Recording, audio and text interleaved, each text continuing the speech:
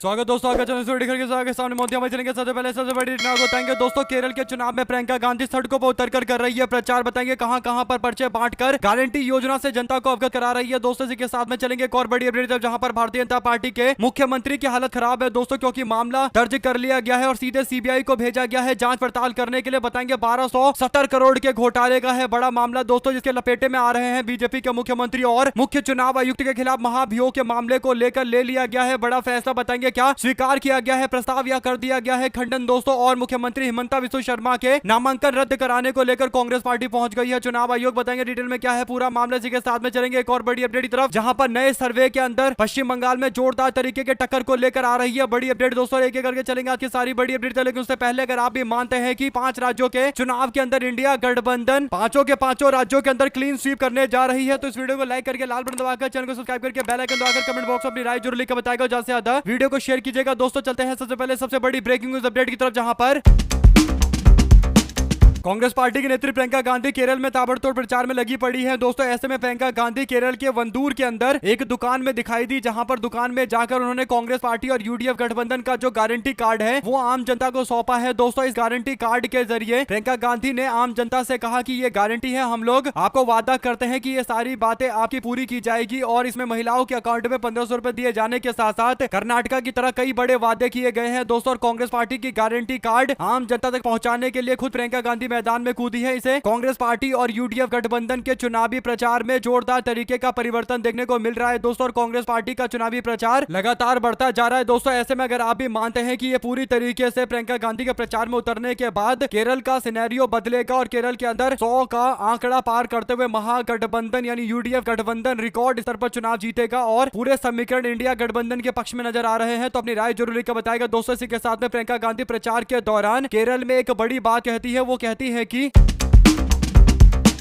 आने वाले केरल के चुनाव के लिए एलडीएफ और बीजेपी के बीच में एक सीक्रेट डील हो रखी है। उन्होंने कहा कि सबरीमाला मंदिर में बड़े पैमाने पर चोरियां की गई, लेकिन प्रधानमंत्री के मुंह से एक शब्द नहीं निकल रहा है। यही इस डील के सबसे बड़े सबूत है कि एलडीएफ और बीजेपी वाले मिलकर काम कर रहे हैं। इनको लग रहा है कि भारतीय जनता पार्टी का ग्राफ अगर केरल में बढ़ेगा तो इससे नुकसान यूडीएफ गठबंधन को होगा और एलडीएफ यानी लेफ्ट पार्टी वाले राह करेंगे, लेकिन ऐसा बिल्कुल नहीं होगा। प्रधानमंत्री सोमवार को असम पहुंचे दोस्तों, जहां पर 3 रैलियां उन्होंने की, लेकिन प्रधानमंत्री नरेंद्र मोदी लगातार केरल के दौरे पर भी बार बार पहुंच रहे हैं और प्रियंका गांधी ये सवाल पूछ रही है। राहुल गांधी भी वही सवाल रिपीट कर रहे हैं कि नरेंद्र मोदी जो अपने आप को हिंदू धर्म और हिंदू विचारों पर बड़ी बड़ी बातें बोलने वाले नेता के तौर पर सबके सामने रखते हैं। आज सबरीमाला मंदिर जो सबसे बड़ा मंदिर है केरल का, वहां पर सोने के गहने को पीतल से बदल दिया गया यानी सोना चुरा लिया गया, लेकिन इस पर एक शब्द मोदी के मुंह से नहीं निकल रहा। और मुख्यमंत्री पिनरई विजयन अपनी बेटी और अपने पूरे परिवार को बचाने के लिए यानी घोटाले से जुड़े मामले पर बचाने के लिए और खासकर सोना की तस्करी से जुड़े मामले पर बचाव करने के लिए बीजेपी के साथ सांठगांठ करके काम कर रहे हैं। और इसीलिए लेफ्ट पार्टी और भारतीय जनता पार्टी और संघ एक दूसरे से मिल चुके हैं। केवल इनका एक ही उद्देश्य है कि जैसे तैसे कांग्रेस पार्टी को सत्ता में आने से रोको, ताकि गोल्ड यानी सोने से जुड़े हुए घोटाले के मामले पर लेफ्ट पार्टी के किसी कार्यकर्ता किसी नेता पर कोई कार्रवाई ना हो। इसीलिए दोनों मिलकर सांठगांठ के तहत काम कर रहे हैं, लेकिन कांग्रेस पार्टी इनको छोड़ेगी नहीं। चुनाव जीतने के बाद सबसे पहली कार्रवाई सोना चोरी के मामले को लेकर किया जाएगा और प्रियंका गांधी सबरीमाला के इस मुद्दे को उठाकर कहीं ना कहीं आने वाले दिनों के अंदर कांग्रेस पार्टी की पूरी नीति को सबके सामने रख रही है दोस्तों। इस पर अपनी राय जरूर लिखकर बताएगा। इसी के साथ में भारतीय जनता पार्टी के मुख्यमंत्री की मुश्किलें लगातार बढ़ती जा रही है दोस्तों। बीजेपी के अरुणाचल प्रदेश के मुख्यमंत्री के खिलाफ सीबीआई जांच के आदेश कोर्ट ने जारी किए हैं, सुप्रीम कोर्ट ने जारी किए हैं दोस्तों। जो अपडेट है वो ये कि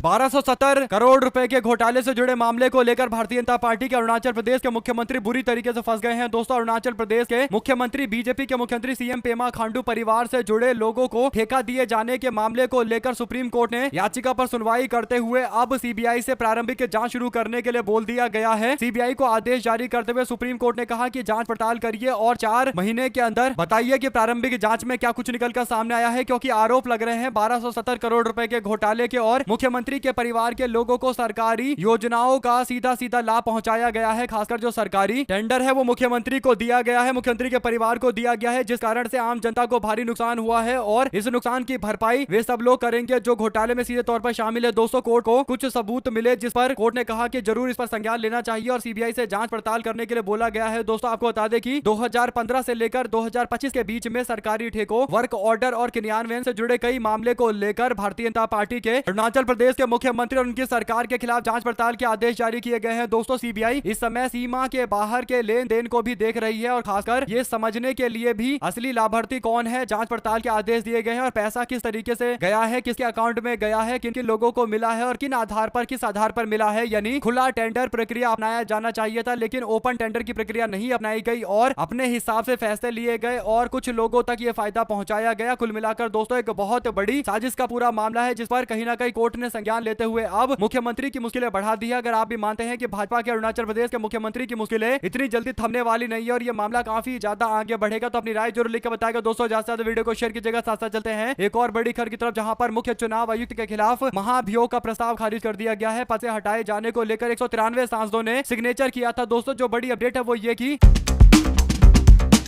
मुख्य चुनाव आयुक्त ज्ञानेश कुमार के खिलाफ 193 सांसदों के द्वारा पेश किए गए महाभियोग के प्रस्ताव को खारिज कर दिया गया है। दोस्तों सभापति ने प्रस्ताव के सभी पहलुओं का निष्पक्ष मूल्यांकन किया है। न्यायाधीश जांच अधिनियम की शक्ति का प्रयोग करते हुए इसे अस्वीकार कर दे रहे हैं और मुख्य चुनाव आयुक्त का कार्यकाल सुरक्षित कर दिया गया है। 12 मार्च को राज्यसभा में पेश किए गए प्रस्ताव पर राज्यसभा के सभापति ने गंभीर विचार विमर्श किया है। सभी प्रासंगिक पहलुओं और मुद्दों की निष्पक्ष मूल्यांकन करने के बाद दावा किया गया कि सभापति ने न्यायाधीश जांच अधिनियम 1968 की धारा 3 के तहत शक्तियों का उपयोग करते हुए इसे स्वीकार करने से इंकार कर दिया है। यानी दोस्तों ईसीआई के जो हेड है मुख्य चुनाव आयुक्त ज्ञानेश कुमार, उनके खिलाफ मानहानि का मुकदमा नहीं चलेगा, क्योंकि सभापति ने इसकी स्वीकृति नहीं दी है, मंजूरी नहीं दी है। तो इससे पता चल रहा है कि सभापति यानी राज्यसभा के चेयरमैन अपने आधार पर अपने हिसाब से फैसला ले रहे हैं कि कोई मामला नहीं बनता, इसीलिए कोई कार्रवाई नहीं होगी। क्या आप इस बात से इत्तेफाक रखते हैं दोस्तों, या मानते हैं कि सभापति को प्रारंभिक जांच यानी शुरुआती जांच के पहले आदेश देने चाहिए थे और जो आदेश दिए जाते और उसके बाद जांच पड़ताल में जो बातें सामने आती है उस आधार पर फैसला लेना चाहिए था। अपने हिसाब से कैसे फैसला ले सकते हैं कि ज्ञानेश कुमार पर मुकदमा चलने लायक है या नहीं है, क्योंकि राज्यसभा के जो सभापति हैं दोस्तों सबको पता है कि वो भारतीय जनता पार्टी से जुड़े रहे हैं, तो उनसे निष्पक्षता की उम्मीद कैसे की जाए ये एक बड़ा सवाल रहेगा। और कहीं ना कहीं इस मामले पर विपक्ष को एक बार फिर से प्रस्ताव लाना चाहिए और सभापति से पूछा जाना चाहिए कि उन्होंने किस आधार पर ज्ञानेश कुमार के खिलाफ महाभियोग के प्रस्ताव चलाए जाने पर रोक लगाया है। साथ साथ दोस्तों राहुल गांधी और कांग्रेस पार्टी का एकदम डाउट क्लियर है, यानी ये पता है कि किस तरीके से भाजपा के साथ बर्ताव करना है दोस्तों, और इसीलिए भारतीय जनता पार्टी को अब कांग्रेस पार्टी ने बुरी तरीके से घेरना शुरू कर दिया है। अब जो अपडेट आ रही है दोस्तों वो ये कि हिमंता बिस्वा शर्मा के नामांकन रद्द करने की मांग को लेकर कांग्रेस पार्टी चुनाव आयोग पहुंची है। कांग्रेस पार्टी ने हिमंता बिस्वा शर्मा के एफिडेविट को लेकर सवाल खड़ा किया है। दोस्तों पहले तो हिमंता बिस्वा शर्मा की यूएई के अंदर 2 संपत्तियां हैं जिसका जिक्र उन्होंने अपने नामांकन में नहीं किया। एक तो ये सवाल है, दूसरा सवाल यह है कि हिमंता बिस्वा शर्मा का दावा है कि उनकी पत्नी का नाम SARMA यानी शर्मा है, जबकि कांग्रेस पार्टी ने शर्मा SHARMA वाला इस्तेमाल किया है और दोनों अलग अलग है। तो ऐसे में उनकी पत्नी को लेकर जो नाम हिमंता बिस्वा शर्मा ने 2021 के नॉमिनेशन के एफिडेविट में बताया था उसमें SHARMA का इस्तेमाल किया गया था, जबकि इस बार जो उन्होंने नॉमिनेशन फाइल किया है, नामांकन दाखिल किया है, उसमें SARMA का इस्तेमाल किया है। तो क्या भारतीय जनता पार्टी के नेता हिमंता बिस्वा शर्मा के पत्नी के नाम में भी अंतर है? तो इसका जवाब भी उनको देना चाहिए। दोस्तों एक तरीके से चुनाव आयोग को गुमराह करके नामांकन दाखिल करने से जुड़ा हुआ पूरा मामला है। इस पर आप लोग अपनी राय जरूर लिख के बताएगा। ज्यादा से ज्यादा वीडियो को शेयर कीजिएगा। साथ साथ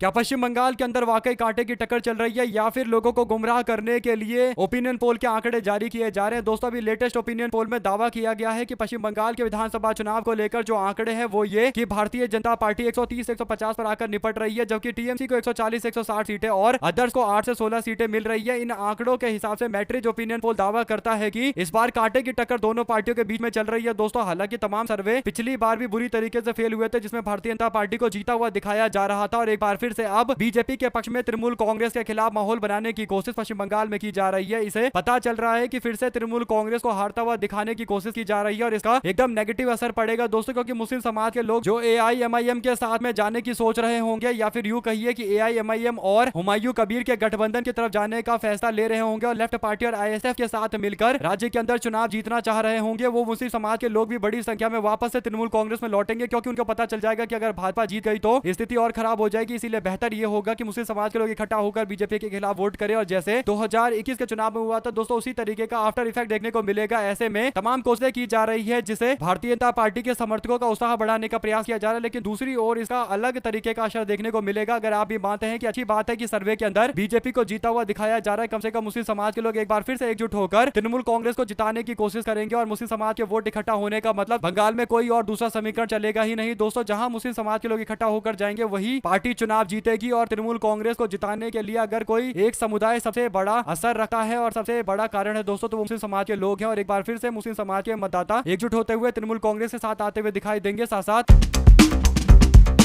कांग्रेस के नेता राहुल गांधी ने पुडुचेरी के विधानसभा चुनाव के मद्देनजर चुनाव में बड़ी घोषणा करते हुए कहा कि अगर पुडुचेरी के अंदर कांग्रेस पार्टी गठबंधन की जीत होती है तो पुडुचेरी को पूरी तरीके से पूर्ण राज्य का दर्जा दिया जाएगा। महिलाओं को सरकारी बसों से निःशुल्क यात्रा की सुविधा उपलब्ध करवाई जाएगी और बेरोजगार युवाओं को 1200 रुपए महीना मुहैया करवाया जाएगा। राहुल गांधी ने कहा कि Puducherry should be run by it's people, यानी पुडुचेरी को उनके अपने लोग चलाए तो ये अच्छा रहेगा, यानी पुडुचेरी को पुडुचेरी की जनता चलाए, यही पुडुचेरी के लिए काफी जरूरी होगा। और राहुल गांधी पुडुचेरी के अंदर रैली को संबोधित करते हुए कह रहे थे कि हमारी सरकार ये मांग करेगी कि हमारे राज्य को पुडुचेरी को पूर्ण राज्य का दर्जा मिले, और क्योंकि पुडुचेरी एक यूनियन टेरिटरी है दोस्तों, केंद्र शासित प्रदेश है, और यहाँ पर पूर्ण राज्य का दर्जा एक बहुत बड़ी मांग होती है। और इसीलिए राहुल गांधी बता रहे हैं कि कांग्रेस पार्टी पूरी तरीके से पुडुचेरी को पूर्ण राज्य का दर्जा देने की मांग के साथ में खड़ी है। और लोकसभा में नेता प्रतिपक्ष राहुल गांधी ने कांग्रेस पार्टी की 5 गारंटी घोषणा करते हुए कहा कि इसके अलावा सरकारी और निजी क्षेत्रों में 30,000 नई नौकरियां प्राप्त करने के लिए जनता को मौका दिया जाएगा, उपलब्ध कराने का मौका देगी। हमारी सरकार और महिलाओं के लिए बस में मुफ्त यात्रा कराएंगे और सरकारी नौकरी में भर्ती की अधिकतम आयु को बढ़ाकर 40 वर्ष तक की जाएगी। इसके अलावा हर परिवार को 20 लाख का स्वास्थ्य बीमा भी दिया जाएगा। अगर आप भी मानते हैं कि बात तो एकदम सही है और इन सारे वादों का अच्छा खासा असर पुडुचेरी के चुनाव के अंदर देखने को मिलेगा और भारी संख्या में कांग्रेस पार्टी को समर्थन मिलता हुआ नजर आएगा। दोस्तों तो अपनी राय जरूर लिखकर बताएगा। साथ साथ चलते हैं एक और बड़ी अपडेट, जहां पर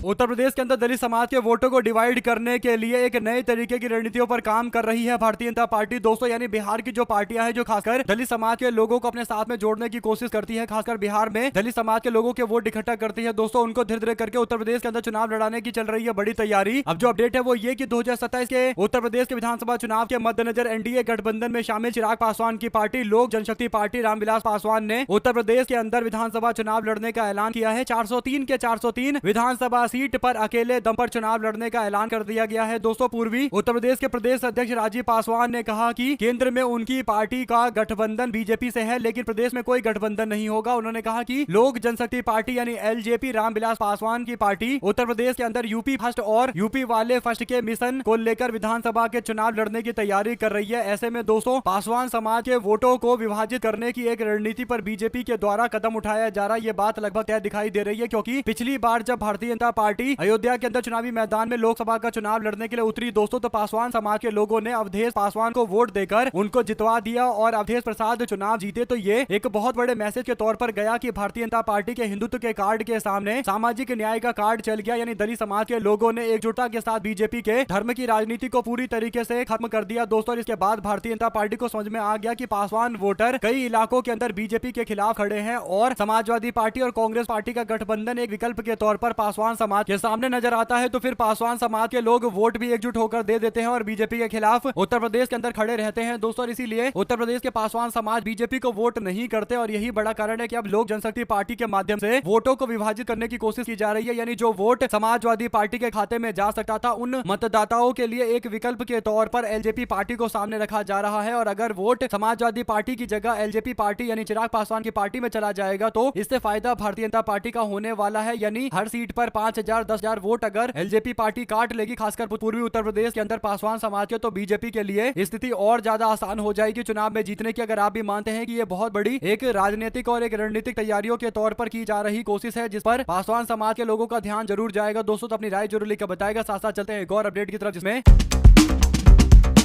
कर्नाटका के अंदर इस बार विधानसभा के उपचुनाव हो रहे हैं दोस्तों। देवनगेरे विधानसभा उपचुनाव को लेकर तैयारियां चल रही है और भारतीय जनता पार्टी के जो उम्मीदवार है श्रीनिवास तस्करियप्पा, उन्होंने सोशल मीडिया पर एक वीडियो डाला है दोस्तों। इस वीडियो में बीजेपी का उम्मीदवार पीर बाबा को बुलाकर उनसे आशीर्वाद ले रहा है दोस्तों। भारतीय जनता पार्टी का उम्मीदवार श्रीनिवास देखा जा सकता है। ऐसे में लोगों ने सोशल मीडिया पर बोला कि बीजेपी वाले चुनाव जीतने के लिए किसी भी हद तक जा सकते हैं, यानी बीजेपी वालों को चुनाव अगर जीतना है तो इनको सेकुलर बनना पड़ेगा और सेकुलर बनने के लिए भाजपा तैयार है। ऐसे में कर्नाटका के दावणगेरे दक्षिण सीट की बात करें दोस्तों, तो यहाँ पर लगभग 80% शहरी आबादी है, 20% ग्रामीण आबादी है दोस्तों। और अगर वैसे देखें कि यहाँ पर कौन से धर्म के ज्यादा लोग रहते हैं तो पता चलता है कि यहाँ पर सबसे ज्यादा मुस्लिम समाज के मतदाता रहते हैं दोस्तों। और मुस्लिम समाज के मतदाताओं की संख्या परसेंटेज की बात करें तो लगभग 30% के आसपास है। ऐसे में कांग्रेस पार्टी ने भी यहाँ पर मुस्लिम उम्मीदवार नहीं उतारा, तो बीजेपी के नेता को लग रहा है कि 30% आबादी को साथ में तो लेकर चलना ही पड़ेगा। इसीलिए पीर को बुलाकर आशीर्वाद ले रहे हैं, लेकिन इस आशीर्वाद का असर कितना पड़ेगा ये देखने वाली बात है दोस्तों, क्योंकि असर तो तब पड़ेगा जब इनकी मानसिकता सही हो, खासकर मुस्लिम समाज के लोगों के प्रति। आप लोग इस पूरे मामले पर क्या राय देना चाहते हैं? क्या ये मानते हैं कहीं ना कहीं बीजेपी वाले सेकुलरिज्म को लेकर अब अपने रुख में बदलाव करने की कोशिश कर रहे हैं? क्योंकि 24 के चुनाव में भाजपा को तगड़ा झटका लगा था दोस्तों। चुनाव के टाइम में बीजेपी के लोग, खासकर जहां पर मुस्लिम आबादी अच्छी खासी संख्या में है, वहां पर अपने आप को सेकुलर दिखाने की कोशिश कर रही है। तो अपनी राय जरूर लिखकर बताएगा, ज्यादा से ज्यादा वीडियो को शेयर कीजिएगा दोस्तों। चलते हैं एक और बड़ी अपडेट की तरफ, जहां पर अखिल भारतीय कांग्रेस कमेटी यानी AIC ने तमिलनाडु के विधानसभा चुनाव 2026 के लिए 27 ऑब्जर्वर की नियुक्ति कर दी है दोस्तों। जो अपडेट है वो ये की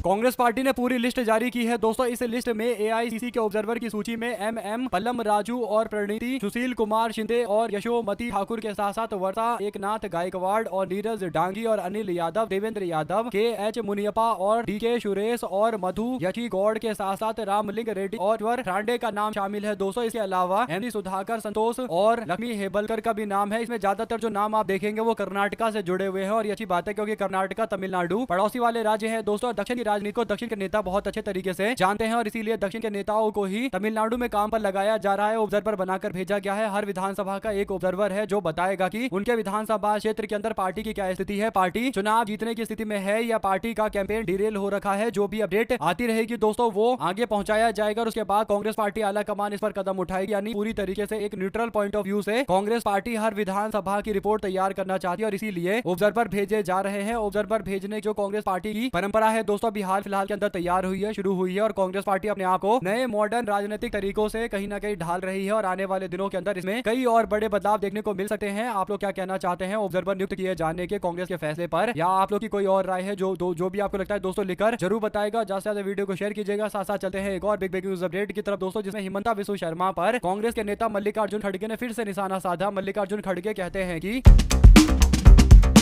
असम के नीलम बाजार के अंदर चुनावी रैली को संबोधित करते हुए कि मोदी ने जनता से ढेरों वादे किए थे लेकिन वादे एक भी पूरे नहीं हुए। उन्होंने नरेंद्र मोदी के वादे आम जनता को फिर से याद दिलवाए। उन्होंने कहा कि मोदी ने 2 करोड़ नौकरियां देने का वादा किया था, आप लोगों को नौकरी मिला क्या? इसके बाद कहां है नोटबंदी से फायदे, ये भी एक सवाल पूछा गया। कहां है किसानों की 2 गुनी आय का वादा, ये भी एक बड़ा सवाल है दोस्तों। कहां है लोगों के खाते में 15 लाख रुपए? आज यहाँ सिर्फ लूट का खेल चल रहा है। बीजेपी वाले अपने दोस्त को असम की संपत्ति बांट रहे हैं। कांग्रेस के अध्यक्ष मल्लिकार्जुन खड़गे के इस बयान पर आपकी क्या प्रतिक्रिया है दोस्तों? अपनी राय जरूर लिखकर बताएगा। साथ साथ बिहार में प्रशासन माफिया की साठगांठ से शराबबंदी विफल हुई। तेजस्वी यादव बोले, कहा अन्य नशीले पदार्थ का भी बढ़ा कारोबार। बिहार विधानसभा चुनाव में नेता विपक्ष तेजस्वी यादव ने एक दावा किया और नोटबंदी के कारण राज्य के अंदर लगातार 40,000 करोड़ रुपए के गैर कानूनी समानांतर अर्थव्यवस्था खड़े होने का दावा उन्होंने किया। उन्होंने कहा कि राज्य के अंदर कानून व्यवस्था तो खराब हुई है और इसके पीछे बड़ा कारण शराबबंदी है, क्योंकि शराबबंदी के कारण सरकार के पैरेलल में एक व्यवस्था यानी समानांतर एक व्यवस्था शुरू हो गई है जो लगभग 40,000 करोड़ रुपए की है और गैर कानूनी समानांतर अर्थव्यवस्था चालू हो गई है जिसमें कई माफिया जुड़े हुए हैं जिनका काम शराब को इलीगल तरीके से बेचना होता है और उसके लिए पूरा का पूरा एक नेटवर्क काम करता है। इस नेटवर्क को पुलिस वाले भी कुछ नहीं करते, क्योंकि पुलिस वालों की भी पूरे मामले पर साठगांठ है। तो ये जो नेटवर्क बना दिया गया है खासकर शराबबंदी के कारण, ये राज्य को भारी नुकसान पहुंचा रहा है। उन्होंने कहा कि शराबबंदी लागू होने के बाद राज्य में 11 लाख मामले दर्ज किए गए और 16 लाख से अधिक लोगों को गिरफ्तार किया गया, जबकि अब तक 5 करोड़ लीटर से अधिक शराब बरामद की गई है। उन्होंने कहा कि शराबबंदी तो की काम है ही नहीं और तेजस्वी यादव एकदम सही जेन्युइन मुद्दा उठा रहे हैं दोस्तों। ऐसे में लोग उम्मीद कर रहे हैं कि आने वाले दिनों के अंदर जैसे ही नीतीश कुमार राज्य की सत्ता से बाहर जाएंगे और भाजपा की सत्ता राज्य के अंदर लौटेगी, सबसे पहले शराबबंदी को हटाया जाएगा, क्योंकि शराबबंदी के कारण आम जनता को अच्छा खासा नुकसान हो रहा है दोस्तों। और आम जनता के नुकसान के साथ साथ कानून व्यवस्था भी इस कारण से पूरी ध्वस्त हो रखी है। आप लोग अपनी राय जरूर लिखकर बताएगा। साथ साथ आबकारी नीति मामले में अरविंद केजरीवाल समेत बाकी आरोपियों के पक्ष में दिए गए डिस्चार्ज आदेश के खिलाफ सीबीआई की संशोधन याचिका पर दिल्ली हाईकोर्ट ने सुनवाई की है दोस्तों। और इस दौरान केजरीवाल खुद पहुंचे हैं और इस मामले में न्यायमूर्ति से खुद को अलग यानी रेक्यूज करने की मांग करते हुए अदालत में व्यक्तिगत रूप से दलील पेश करने की मांग की गई है दोस्तों। अरविंद केजरीवाल ने कहा कि वो याचिकाकर्ता के तौर पर व्यक्तिगत रूप से फाइलिंग की अनुमति मांगते हैं, यानी खुद ही अपने मामले पर आवाज उठाएंगे। हालांकि कोर्ट अभी इनको इजाजत दे नहीं रहा। साथ साथ दोस्तों भरतपुर के जिला कलेक्ट्रेट कार्यालय में सांसद संजना जाटव की अध्यक्षता में सोमवार को दिशा की मीटिंग हुई। इस मीटिंग में हंगामा तब मच गया जब संजना जाटव ने मुख्य चिकित्सा अधिकारी यानी PMO को फटकार लगाई। संजना जाटव ने ओवरलोड व्हीकल को वाहन को लेकर बात कर रही थी और इस दौरान जनता के साथ आंदोलन की चेतावनी भी देती है। इस दौरान सांसद ने PMO नागेंद्र भदौरिया को फटकार लगाते हुए नींद से जाग जाइए ये मांगी और उन्होंने कहा कि अगर ऐसा नहीं होता तो फिर हमको कठोर कदम उठाने पड़ेंगे और हम लोग आम जनता के साथ मिलकर आंदोलन करेंगे। ओवरलोड बसों और ओवरलोड अलग अलग गाड़ियों का एक बहुत बड़ा मुद्दा है, जिस कारण से काफी एक्सीडेंट इलाके के अंदर होते हैं और कई लोगों की जान जाती है। संजना जाटव ने इलाज के अभाव में हुई महिलाओं के मौत के मामले को भी मुद्दा बनाया और राज्य के अंदर CMHO से भी उन्होंने बात की दोस्तों, और अस्पताल में नीचे पोस्ट पर बैठे लोगों ने फोन नहीं उठाया और महिला की मौत हो गई। संजना जाटव आंधी तूफान में छत से गिरकर घायल हुई महिला का जिक्र कर रही थी और इसके बाद उन्होंने पूरे तंत्र को लेकर कई गंभीर सवाल पूछे दोस्तों, और कई सारे सवालों के बीच में काफी गुस्से में नजर आ रहे थे। और सांसद है तो अपने लोगों के प्रति उनकी जिम्मेदारी है, और आम लोगों को अगर इस तरीके से प्रताड़ित देख रही है तो कहीं ना कहीं उनका दुख भी बनता है दोस्तों, उनका गुस्सा भी जायज है। आप लोग की जो भी राय है लिखकर जरूर बताएगा। हमारे साथ लगातार जुड़े दोस्तों का बहुत बहुत धन्यवाद। देख रहे थे आपका अपना चैनल जय हिंद जय भारत। ज्यादा वीडियो को शेयर कीजिए।